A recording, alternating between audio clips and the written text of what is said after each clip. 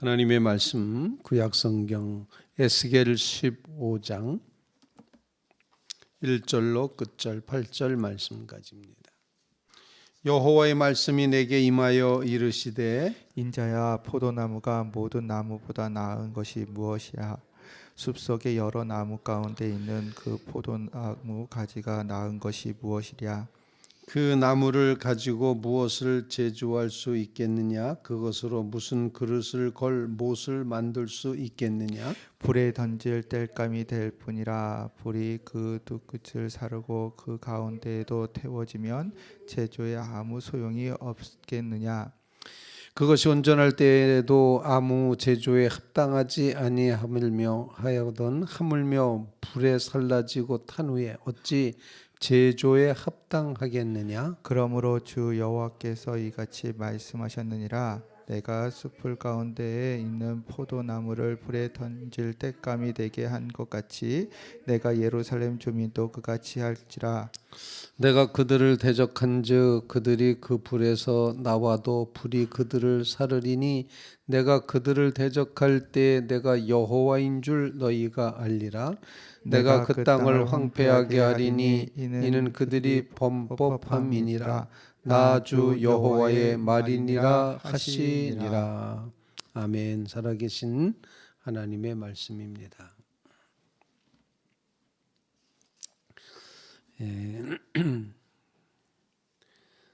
오늘 본문 말씀은 불에 타 버릴 것 같은 포도나무, 태울 수밖에 없는 포도나무 이야기를 오늘 본문 말씀에 이스라엘 백성을 비유하여서 하나님의 심판이 반드시 이루어진다. 또 그 백성은 아무 쓸모없다. 이렇게 표현을 하는 심판 예고의 말씀이 오늘 본문에 기록이 되고 있습니다.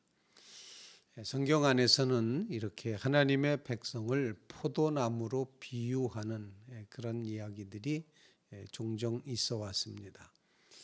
이사야 5장 말씀에도 내가 극상품 포도나무를 심었거늘 들 포도를 맺으면 어찌 됨이냐, 이렇게 비유하셨던 적도 있습니다. 예수님도 포도나무 비유로 우리를 표현합니다. 나는 포도나무여 너희는 가지다, 이렇게 말하고 내 아버지는 농부시다. 그래서 포도나무 열매를 더 잘 맺게끔 하기 위해서 쓸데없는 가지들은 다 잘라버리게 되고, 그리고 잘라버려진 그 가지들은 말라서 모아다가 불에 던져 사를 수밖에 없다.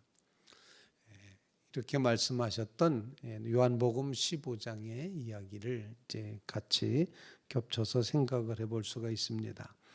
오늘 본문 말씀 가운데 포도나무가 효용 가치가 있기 위해서는 열매 맺어야 되는데 열매 없으면 아무 쓸모가 없다. 이런 이제 내용을 우리에게 가르쳐 줍니다.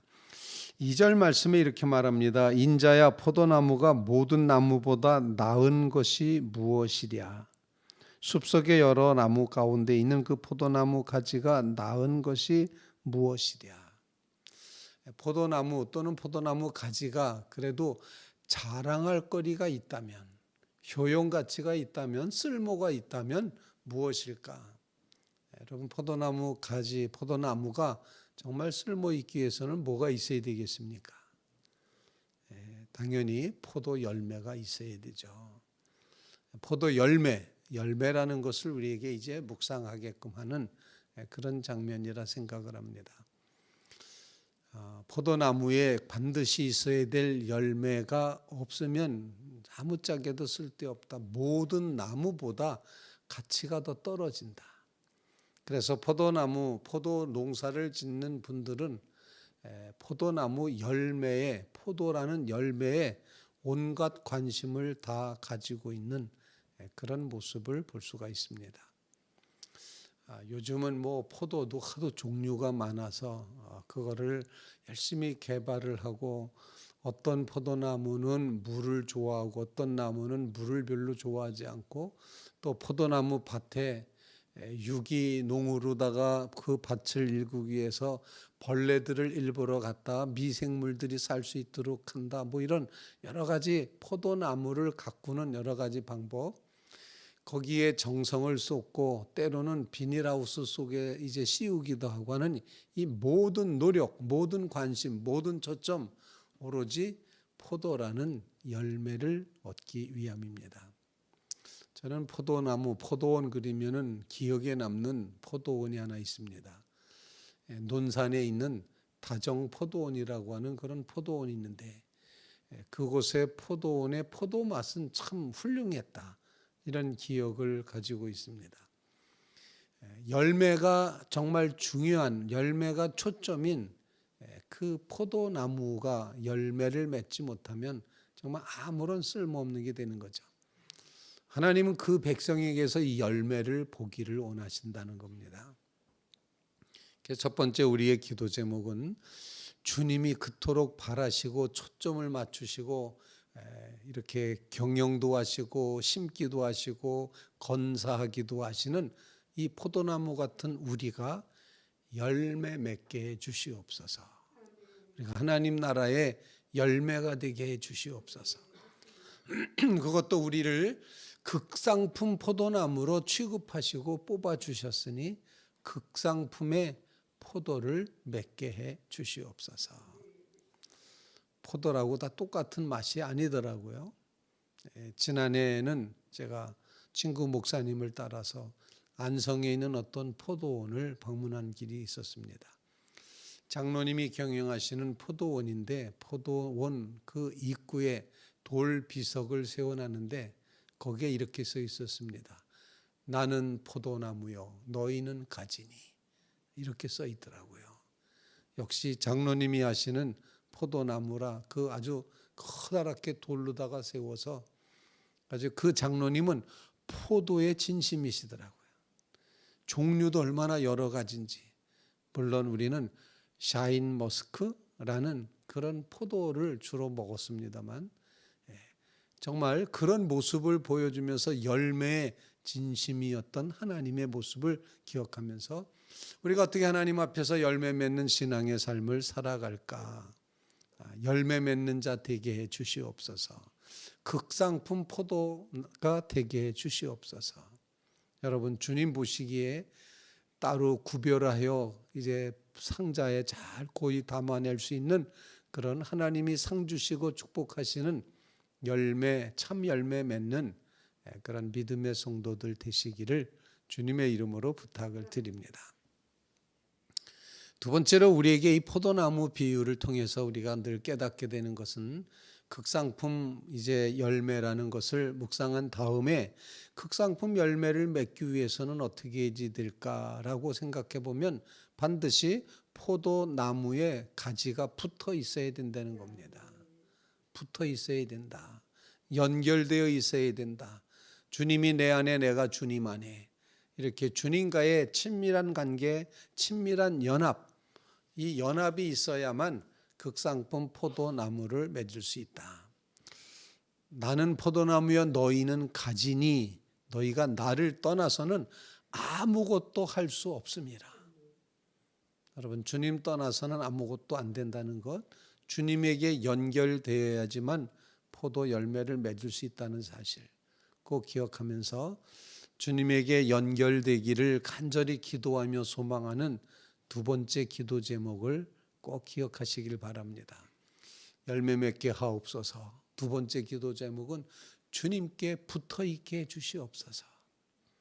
주님께 연결되게 해 주시옵소서. 주님과 연합되게 해 주시옵소서. 그래서 포도나무가 가지고 있는 모든 역할, 그래서 그 영양분과 물과 이 모든 것이 다 가지에까지 하나로 연결됨으로써 거기에 하나님이 원하시는 열매를 맺게 된다라는 사실입니다. 그래서 포도나무 가지, 나무에 연결되어 있는 가지가 되게 하옵소서. 주님과의 연합이 얼마나 중요한지를 깨닫게 해 주시옵소서. 주님을 떠나서는 아무것도 할 수 없다는 사실, 다만 밖에 버려져 말라져서 불에 태워질 수밖에 없다는 사실, 바로 이 사실을 기억하며 주님에게 연결되어 있는 동안 우리는 할 수 있다. 주님에게 연결되어 있는 동안 우리는 살 수 있다. 이 고백의 마음을 간직하며 주님과 연결되기를 간절히 원하는 믿음의 성도들 되시기를 주님의 이름으로 부탁을 드립니다.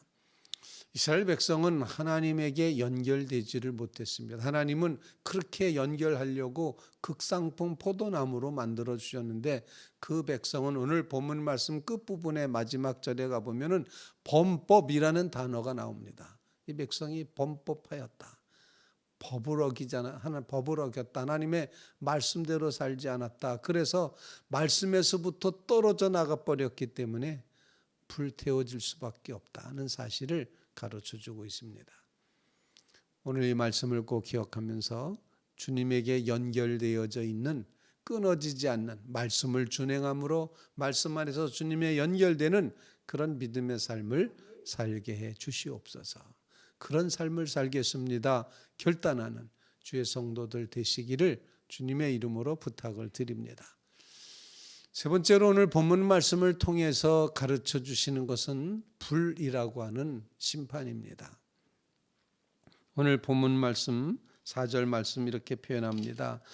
불에 던질 땔감이 될 뿐이라 불이 그 두 끝을 사르고 그 가운데도 태웠으면 제조에 무슨 소용이 있겠느냐? 그것이 온전할 때에도 아무 제조에 합당하지 아니하거늘 하물며 불에 살라지고 탄 후에 어찌 제조에 합당하겠느냐?